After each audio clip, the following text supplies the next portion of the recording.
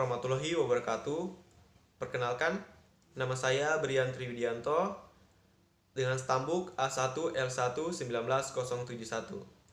Kelas A, jurusan Pendidikan Kimia, Fakultas Keguruan dan Ilmu Pendidikan, Universitas Halu Oleo. Di sini saya akan membahas mengenai materi UTS saya tentang biokimia. Ya, yang pertama, penyangga dalam tubuh. Satu-satunya cara tubuh membuang muatan asam yang sangat besar yang dihasilkan oleh reaksi metabolisme adalah dengan A. Meningkatkan konsentrasi ion bikarbonat, B. Bernapas lebih cepat dan lebih dalam, C. Mengeluarkan ion hidrogen dalam urin, D. Meningkatkan konsentrasi protein dalam plasma. Jawaban saya itu C. Mengeluarkan ion hidrogen dalam urin. Pembahasan mekanisme untuk mencegah terjadinya asidosis ataupun alkalosis dilakukan suatu sistem pengatur khusus yang itu dijelaskan bahwa menyebabkan ginjal mengekskresikan urin yang bersifat asam atau basah sehingga membantu konsentrasi ion hidrogen cairan ekstraseluler tubuh kembali normal. 2. Ion hidrogen biasanya dihilangkan dari tubuh. A. Dengan ekstraksi dalam urin, B. Melalui keringat yang tidak masuk akal, C. Di udara kedaluarsa, D. Melalui detoksifikasi hati. Jawaban saya A. Dengan ekstraksi dalam urin. Pembahasan berbagai mekanisme yang turut membantu mengatur konsentrasi ion hidrogen dengan menekan pada kontrol sekresi ion hidrogen ginjal dan reabsorpsi produksi atau ejeksi ion-ion karbonat oleh ginjal, yaitu salah satu komponen kunci sistem kontrol asam basa dalam berbagai cairan tubuh. Konsentrasi ion hidrogen dari pH cairan tubuh normal serta perubahan yang terjadi pada absidosis dan alkalosis. 3. Saat ventilasi meningkat akan lebih banyak karbon dioksida dikeluarkan dari darah. A. PCO2 akan meningkat, B. Konsentrasi ion hidrogen dalam darah akan menurun, C. pH darah akan menurun, D. Konsentrasi ion hidrogen dalam darah akan menurun. Jawaban saya itu C. pH darah akan menurun. Pembahasan saat hiperventilasi kita akan lebih banyak mengeluarkan karbohidrat, di mana hal ini akan menyebabkan konsentrasi ion hidrogen dalam darah akan menurun. 4. Jika pH plasma darah menjadi 7,49 karena zat yang tertelan, semua hal berikut akan terjadi sebagai kompensasi kecuali A. Sebuah laju respirasi menurun, B. Ginjal meningkatkan konsentrasi ion karbonat, C. Sel tubulus menghasilkan lebih banyak amionis dari glutama, D. Tekanan parsial karbon dioksida dalam darah akan mulai meningkat. Jawaban saya C. Sel tubulus menghasilkan lebih banyak amonia dan glutamat. Pembahasan pH plasma dari 7,49 karena zat tertelan. Semua hal berikut akan jadi sebagai kompensasi. Pertama, laju respirasi menurun. Kedua, ginjal meningkat reabsorpsi ion bikarbonat. 3. Tekanan parsial karbon dioksida dalam darah akan meningkat. Ya, selanjutnya karbohidrat. 1. CH6H12O6 adalah rumus molekul untuk karbohidrat apa?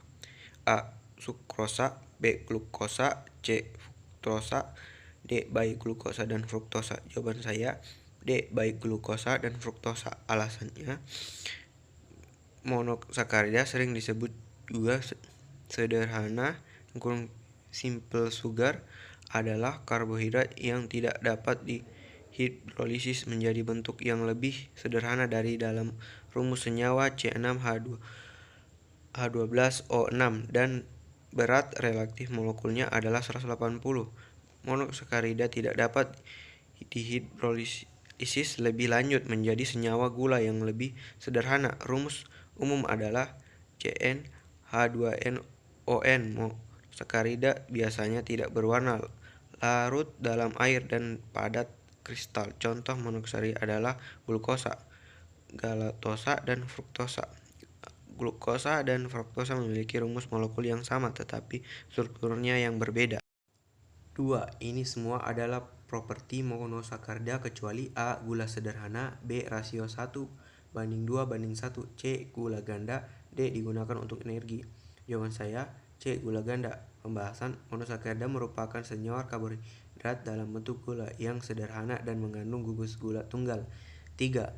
Ini semua adalah sifat disakarida kecuali A. Terdiri dari 2 gula, B. Sukrosa, C. Monosakarida bergabung dengan sintesis dehidrasi, D. Rasio 1:2:1. Jawaban saya D. Rasio 1:2:1. Pembahasan sifat disakarida yaitu pertama, ada yang bersifat sebagai gula produksi dan ada yang bukan merupakan gula produksi.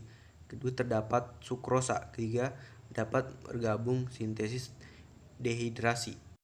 4. Dua kelompok apa yang dikeluarkan dari monosakarida untuk membentuk disakarida atau polasakarida?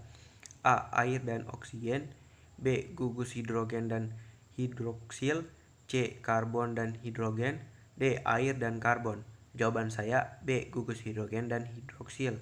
Pembahasan dua kelompok yang dikeluarkan dari monosakarida untuk membentuk disakarida atau polasakarida yaitu gugus hidrogen dan hidroksil. Disakarida merupakan karbohidrat yang terbentuk dari 2 molekul monosakarida yang berkaitan melalui gugus OH dengan melepaskan molekul air.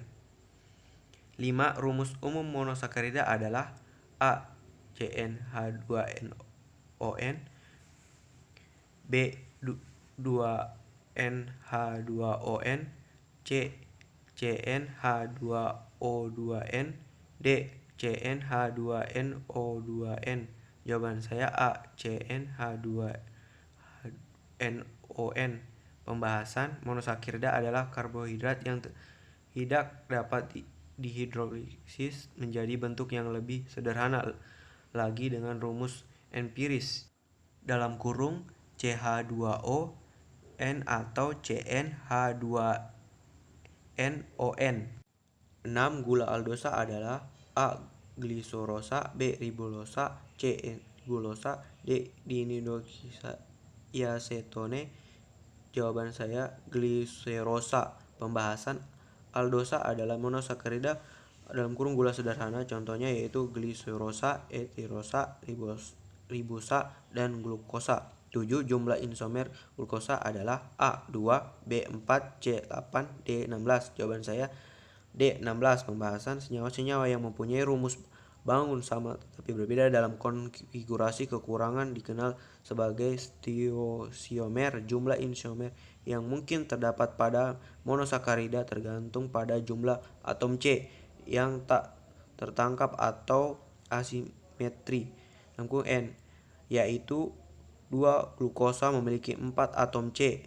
Asimetri memiliki 2 sama dengan 16 isomer yaitu 8 bentuk D dan bentuk L ke 16 isomer tersebut itu D glukosa, D galaktosa, D tolosa, dan 8 lagi masing-masing dalam bentuk L.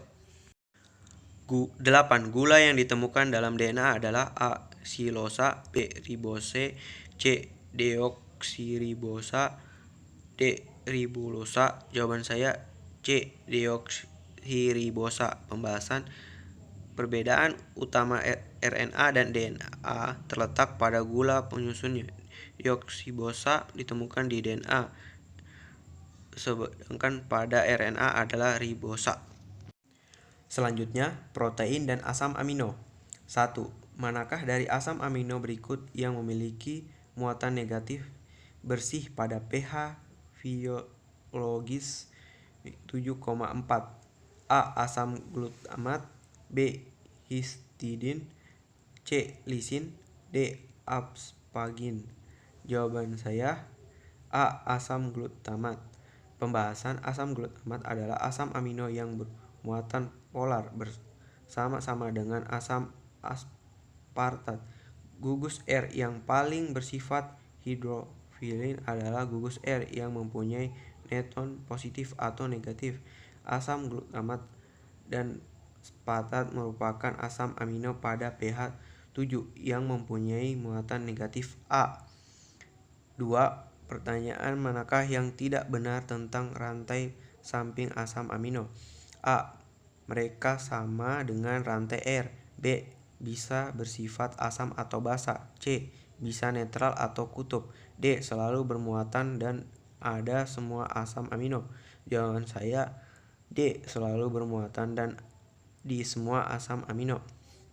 Pembahasan berdasarkan rantai samping penyusunnya, asam amino diklasifikasikan menjadi 4 kelas, yaitu pertama gugus R nonpolar atau hidrofobik, kedua gugus R netral tidak bermuatan polar, ketiga gugus R bermuatan positif, keempat gugus R bermuatan negatif.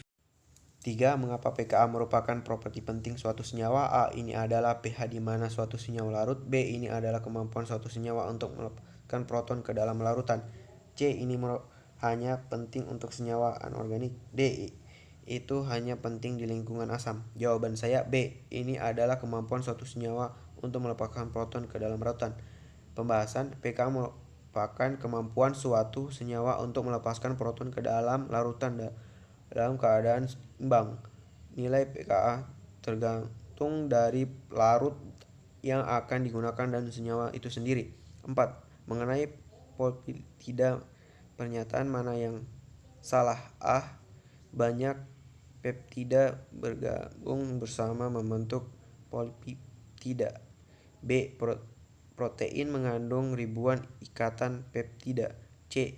Seringkali membentuk unit yang kaku dan planar. D. Dapat membentuk konfigurasi dalam jumlah yang tidak terbatas. Jawab saya D. Dapat membentuk konfigurasi dalam jumlah yang tidak terbatas. Pembahasan rantai linear dari asam amino tidak memiliki sebuah struktur yang stabil hingga tidak dapat membentuk suatu konfigurasi dalam jumlah yang tidak terbatas. 5. Pernyataan mana yang tidak cocok?